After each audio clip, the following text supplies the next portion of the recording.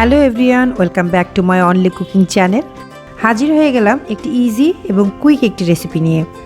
আমার কাছে মনে হয় রেসিপিটি অনেক কাজের। আমি ভেবে দেখলাম এই একটা রেসিপি যেটি কিনা সকালের নাস্তা বা বিকালের নাস্তা বা সেটা হতে পারে কোনো লং ড্রাইভ বা কোনো বনভোজনে বা বাচ্চাদের টিফিনে, সব ক্ষেত্রেই এই রেসিপিটি খুব জনপ্রিয়।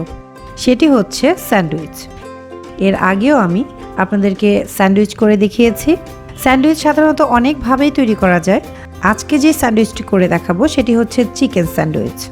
এই রেসিপিটি খুব অল্প সময়ে মজাদার একটি রেসিপি। তাহলে চলুন ঝটপট কিভাবে আমি রেসিপিটি তৈরি করেছি তা একবার দেখে নিই। তার আগে আমার চ্যানেলটি সাবস্ক্রাইব করার অনুরোধ করছি। এখানে আমি মুরগির একটি ব্রেস্ট পিস নিয়েছি, আর এখানে দিয়ে দিলাম 1 চা চামচ আদা বাটা, 1 চা চামচ রসুন বাটা, আর নিয়েছি স্বাদ মতো লবণ, আর দিয়ে দিচ্ছি এখানে 1.5 কাপ পরিমাণ পানি। এটা ভালো করে মিক্স করে আমি চুলায় বসিয়ে দিচ্ছি।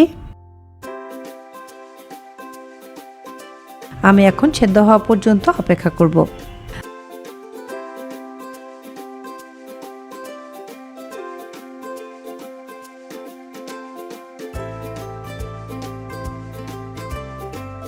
আমি দেখতে পাচ্ছি অলরেডি সেদ্ধ হয়ে গিয়েছে। এখন আমি এটাকে নামিয়ে নিচ্ছি।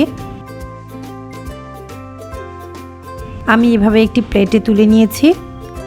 আমি এখানে 2টি কাঁটা চামচের সাহায্যে ঠিক এভাবে মাংসগুলোকে ছিঁড়ে নিচ্ছি। আপনারা চাইলে এটা হাত দিয়েও করে নিতে পারেন।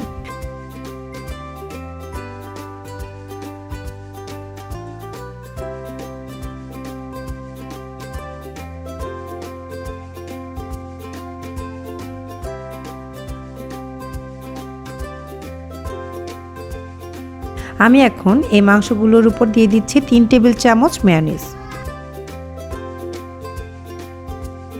আর দিয়ে দিচ্ছি এখানে 1.5 চা চামচ গোলমরিচ গুঁড়ো।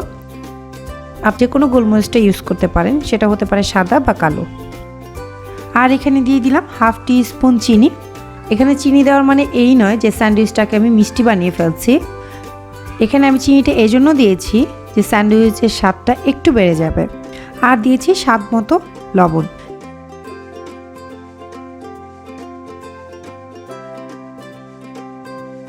এখন আমি এখানে শসা এবং গাজর আলাদা করে কুচি করে রেখেছিলাম, আর শসা কাটার পরে যে এক্সট্রা পানিটা ছিল সেটাকে আমি চিপে ফেলে দিয়েছি। আমি এখানে শসা এবং গাজরগুলো দিয়ে দিচ্ছি।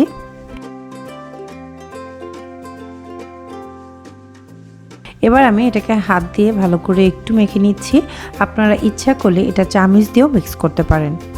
এখানে আপনারা স্যান্ডউইচের স্বাদ আরও দ্বিগুণ বেড়ে যাবে, সেই ক্ষেত্রে আপনারা এখানে চিলি ফ্লেক্সটা ব্যবহার করতে পারেন। কিন্তু আমি এখানে চিলি ফ্লেক্সটা অ্যাভয়েড করেছি, যেহেতু আমার বাচ্চারা ঝাল খেতে পারে না, সেই জন্য আমি চিলি ফ্লেক্সটা এখানে দেইনি। তো আমার মিক্স করা হয়ে গিয়েছে।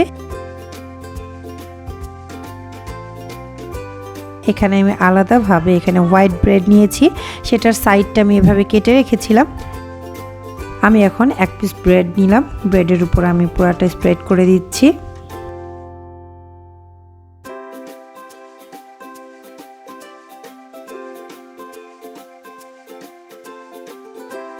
তার উপর দিয়ে দিলাম আরেক পিস ব্রেড।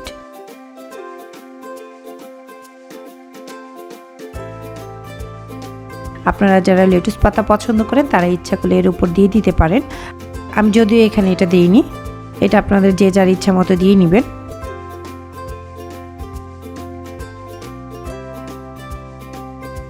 আমি এখন স্যান্ডউইচের শেপে এভাবে মাঝখানে কেটে নিচ্ছি। তো হয়ে গেল আমার আজকের রেসিপিটি। আশা করছি রেসিপিটি আপনাদের অনেক অনেক কাজে আসবে এবং ভালোও লাগবে। আর যদি ভালো লেগে থাকে তবে আমার চ্যানেলের সাথে থাকার অনুরোধ করছি। আজকের মতো এখানেই চলে যাচ্ছি। নেক্সট আরও একটি রেসিপি নিয়ে হাজির হয়ে যাব ইনশাল্লাহ। সে পর্যন্ত সবাই ভালো থাকবেন, আমার জন্য দোয়া করবেন। আল্লাহ হাফেজ।